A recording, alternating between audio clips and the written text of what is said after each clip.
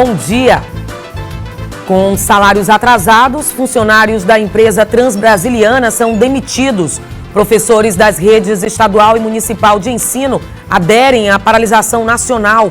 No estúdio, vamos falar sobre a nova lei da pensão alimentícia e mais divulgado novos casos de microcefalia em todo o estado. 15 de março de 2016 e o Bom Dia Maranhão já está no ar.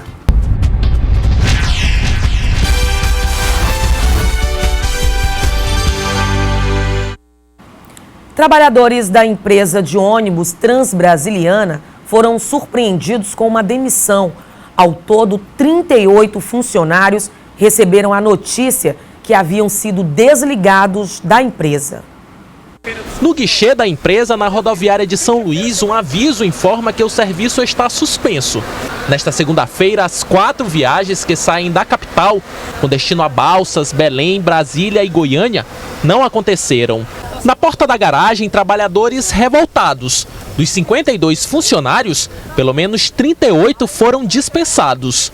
Todos estão há 3 meses sem receber os salários. O que foi dito aqui pra gente que foi dado um prazo de 10 dias para verificar a parte da homologação, né? Mas o que a gente está querendo é os nossos salários que estão atrasados, que é muito fácil chegar e dizer para você aqui que você está na rua e simplesmente o que a gente já trabalhou, já ficou lá para trás, está lá.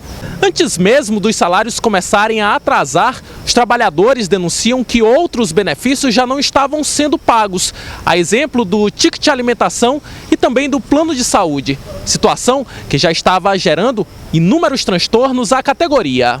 Todos esses benefícios estão todos pendentes com a gente aqui e fomos pegos hoje de surpresa com essa demissão em massa e estamos aqui reivindicando o nosso direito. Seu José Maria, que estava há mais de 30 anos na empresa, também foi demitido.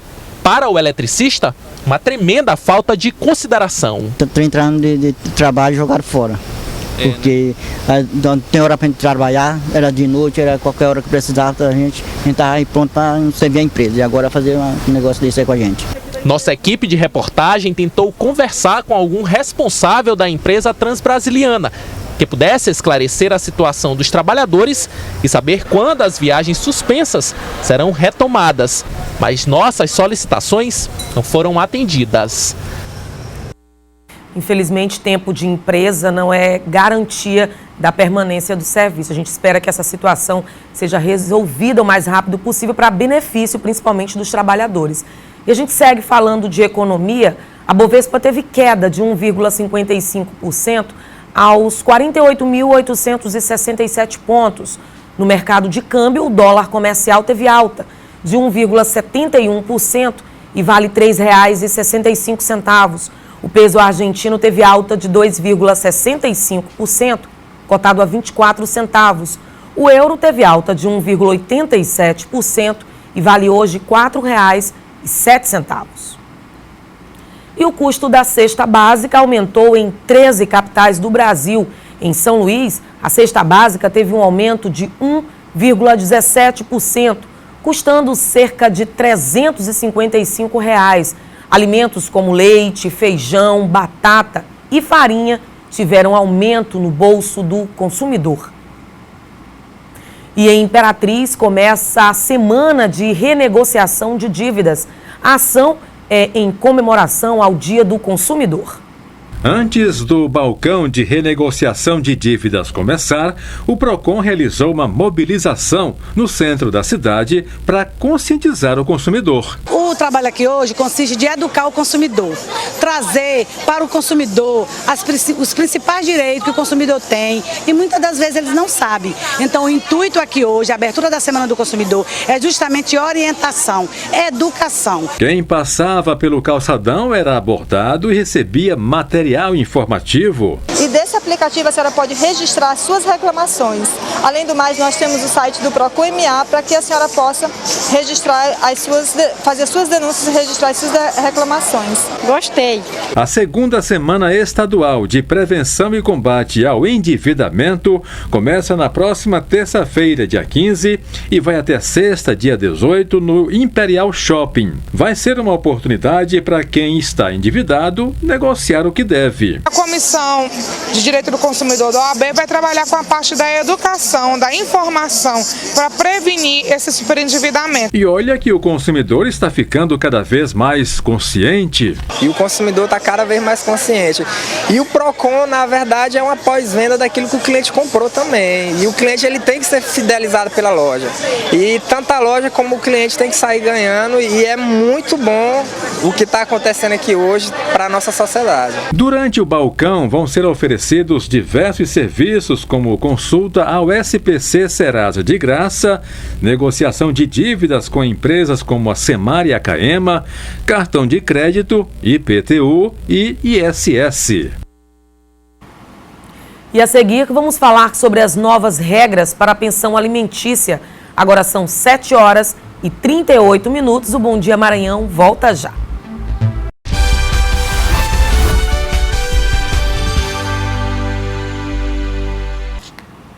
Divulgados novos dados sobre microcefalia.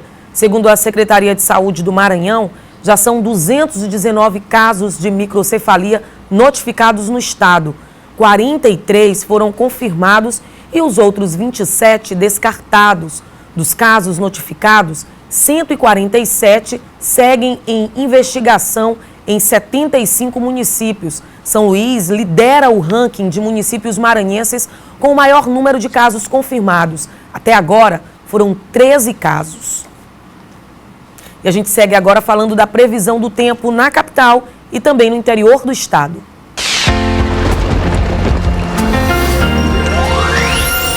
Uma massa de ar seco ganha força por grande parte do interior, garantindo sol e tempo firme. No interior do Maranhão pode chover a partir da tarde. Em Bacabal as temperaturas devem variar entre 22 e 31 graus. Em Barra do Corda, 25 a mínima e 36 a máxima. Em São Luís, a previsão é de oscilação entre 24 e 30 graus. E olha só, a Polícia Civil prendeu em flagrante pessoas suspeitas de furtar combustível dos vagões de trens ao longo da Vila Maranhão até Pedrinhas. 5 homens e 2 mulheres foram presos acusados de envolvimento no esquema. A operação desencadeada pelas polícias civil e militar foi denominada Spider-Man devido à maneira como os criminosos agem, escalando os vagões de trens que transportam o combustível. O crime é praticado em pelo menos 5 pontos da zona rural da cidade, considerados vulneráveis. Os ataques ocorrem desde 2014. O combustível que desembarca aqui no Porto do Itaqui tem como destino também outros estados, como o Pará e o Piauí. Grande parte desse material, antes mesmo de sair de São Luís, era subtraído por este bando. Toda sorte de material eles utilizavam para bloquear a via férrea. Então a composição era forçada a parar, né? E a partir daí eles atuavam. Eles subiam nos vagões, rompiam os lacres, né? O lacre de metal, eles utilizavam ferramentas para isso, machado, marretas, e rompiam. E a partir daí eles utilizavam baldes, galões, e puxavam com corda o combustível. Durante a operação, os policiais conseguiram apreender 120 galões e vários tonéis já cheios, prontos para serem transportados. Estima-se que os prejuízos causados pelo roubo de combustível na região somam mais de R$1 milhão. E a preocupação maior não é nenhum prejuízo, seria mesmo o dano ecológico que um descarrilamento daquele trem pode causar, uma explosão, uma contaminação do lençol freático, até porque a gasolina é pura que é transportada, é bastante nociva. O próximo passo das investigações é descobrir quem são os receptadores do combustível roubado. O próximo passo é a gente identificar, confirmar alguma suspeita que a gente tem, inclusive envolvendo postos de combustível, né?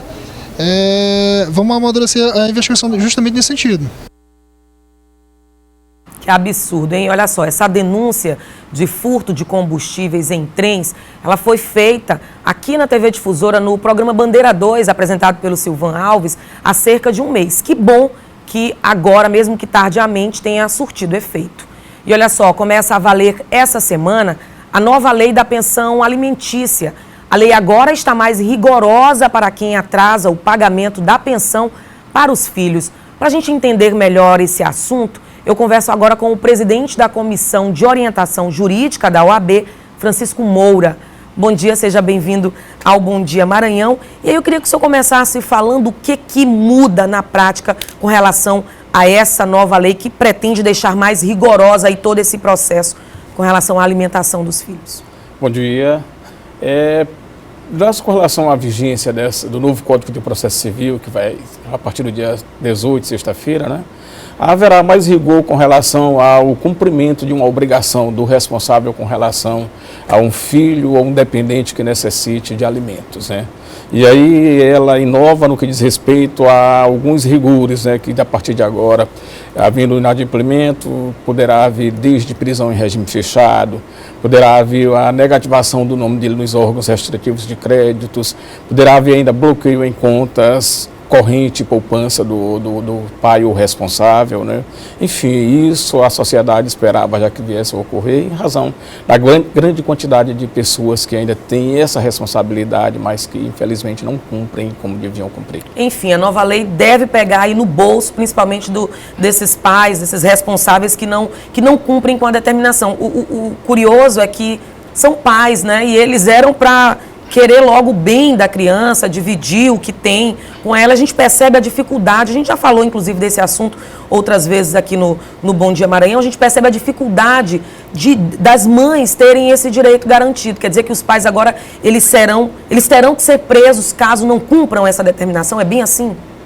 O objetivo não é prender, mas havendo descumprimento, uma das alternativas é a prisão em regime fechado, inclusive, né? Durante quanto tempo? Durante até 3 meses ele pode ficar recolhido, né? E tão logo ele venha a cumprir o que ele deve, o juiz, a justiça sendo comunicada, ele pode ser liberado, né? E aí tem uns pais que acabam se escondendo, acham que ninguém vai conseguir identificar. Mas um dia eles são pegos, não é isso? Sim, isso aí é uma questão até que a gente espera de bom senso, de sensibilidade de cada pai ou responsável para isso. Porque, como foi colocado ainda há pouco, além da prisão, que é decretada a prisão e é recolhida, então, ao regime fechado, e outros mecanismos também acontecem, desde a negativação do nome desse devedor, o bloqueio de contas desta pessoa, da sua titularidade, né? Enfim. O nome dele, inclusive, vai para o cadastro de inadimplentes. Sim, vai. Os órgãos restritivos de crédito, o juiz comunica ele ao órgão, Serasa e outros mais, sobre aquela situação.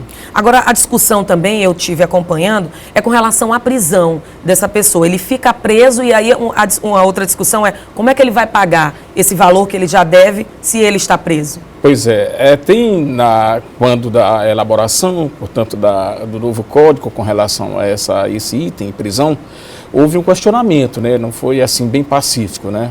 Uns entendem que, inclusive, presos não teriam como arcar com aquela consequência, né?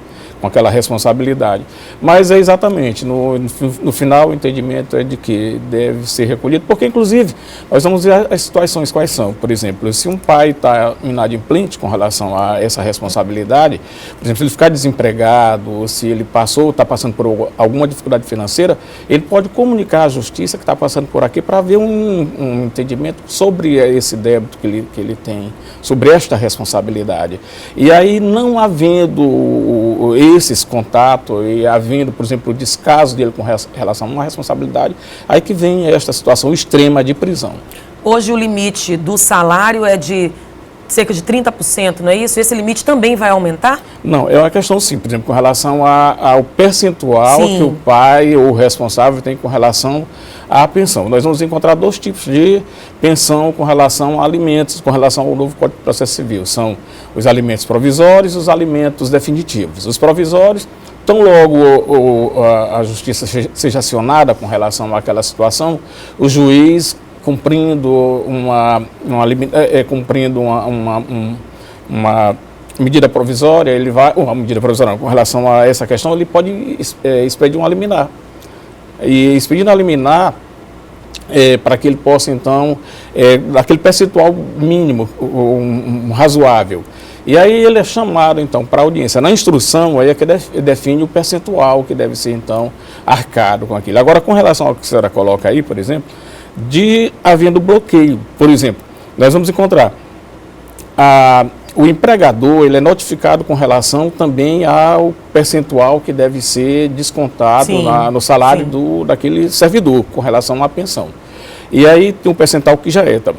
Se ele ficar inadimplente com relação a isso, aí é que entra aquela questão de, digamos que seja 30% do salário dele, sim, a pensão, é descontada aquilo, mas havendo, por exemplo, parcelas descobertas, poderá chegar inclusive até 50% do salário dele descontado por conta desta responsabilidade que é dele. Dos atrasos também. Isso. Agora, uma outra situação é que, por exemplo, essa pessoa, ele vai ser preso, ele vai passar 3 meses preso, e aí depois não apagaram a dívida dele, não. Essa dívida permanece e ele vai ter que pagar, vai ter que negociar, vai ter que renegociar. É isso. É exatamente isso. Olha, por exemplo, em caso de prisão, havendo a prisão, não significa que ele vai ficar os 3 meses. Então, logo, por exemplo, se ele, um parente ou alguém que o auxiliar, cumprir, o pai dele, por exemplo, um familiar, alguém se entendendo aquela situação, sim, providenciando.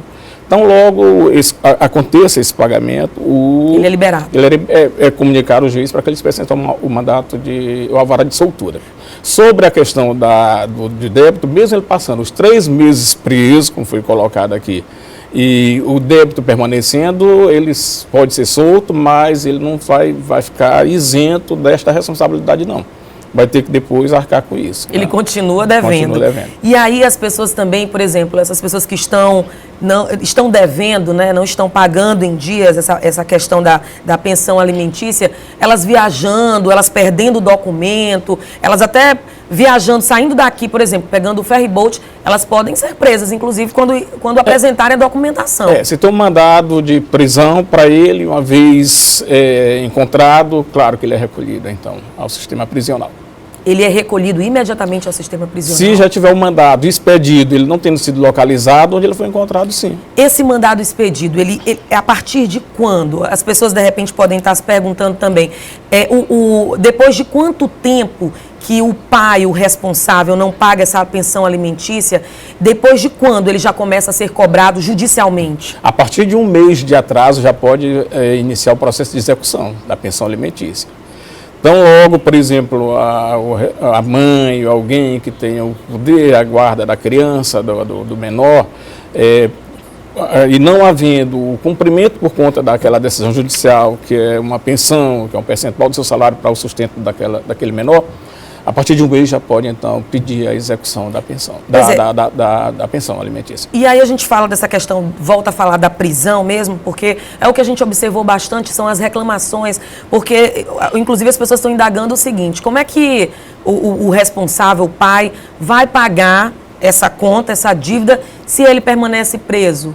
Porque quando ele está preso, ele vai deixar de receber o salário, se ele tiver carteira assinada, autônomo, enfim. Ele vai deixar de trabalhar. Como é que ele vai conseguir dinheiro? Nós colocamos ainda pouco sobre essa questão. Sim. Primeiro, alguém que tem a responsabilidade de sustentar o seu filho através de um percentual do seu salário, que é... Não, pois é, eu entendi. Mas eu digo ele. E vamos esquecer essas outras pessoas que talvez poderiam ajudar. Se ele não tiver essas pessoas que o ajudem, como é que ele, preso durante esse tempo todo, vai conseguir dinheiro para pagar essa dívida? Mas é para chegar a isso que eu quero dizer. Por exemplo, até chegar a esse processo todo, já com o pedido de execução, sim, tem mecanismos para isso. Eu falei ainda há pouco, se ele atrasar, por exemplo, se ele tiver uma dificuldade de ficar desempregado, se ele, por exemplo, tiver alguma dificuldade financeira, ele pode comunicar à justiça que ele está passando por esse processo.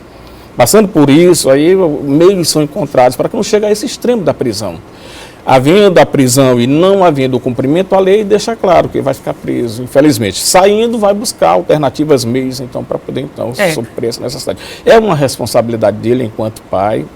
Tá? Isso tem que ficar claro também, né? Claro. A criança precisa, o menor precisa ter as suas necessidades, isso é básico, é elementar, não tem como o pai ou o responsável se ausentar deste processo. E é triste ver o pai sendo preso porque não pagou a pensão alimentícia do próprio filho. Mas tem, inclusive, a gente encontra, não só com relação à dificuldade mesmo que alguns passam, às vezes mesmo é a falta de sensibilidade com relação a essa responsabilidade. Às vezes tem e querem e se omitem a cumprir uma responsabilidade que é sua. Infelizmente, isso ainda acontece. Eu conversei com o presidente da Comissão de Orientação Jurídica da OAB, Francisco Moura, mais uma vez, muitíssimo obrigada pelos esclarecimentos. Bom dia para o senhor. Obrigado, bom dia. A gente vai para um rápido intervalo, daqui a pouco a gente traz informações sobre os professores das redes estadual e municipal de ensino que aderem à paralisação nacional. 7h55, eu volto já.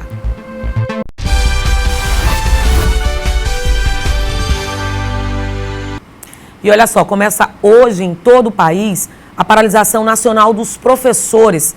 Aqui na capital, as atividades na rede municipal e estadual foram suspensas. Vamos ao vivo saber mais detalhes com o repórter Clécio Bertozzi.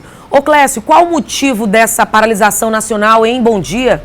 Bom dia, Eliene. Bom dia a você que acompanha o Bom Dia Maranhão. Olha, Eliene, a paralisação é em protesto ao descaso e à omissão do governo municipal com a educação pública da capital.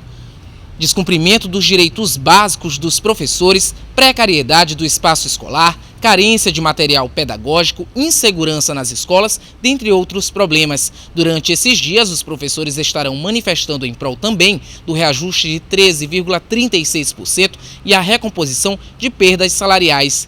A paralisação começa hoje e segue até a sexta-feira, o dia 18. Na quinta-feira, na Praça Deodoro, está marcada uma marcha em defesa da qualidade da educação pública da capital. Enquanto isso, as escolas permanecem sem aulas. Eliene. Obrigada pelas informações, Clécio. Bom dia para você. E olha, mais de 42 mil focos do Aedes aegypti já foram identificados em São Luís.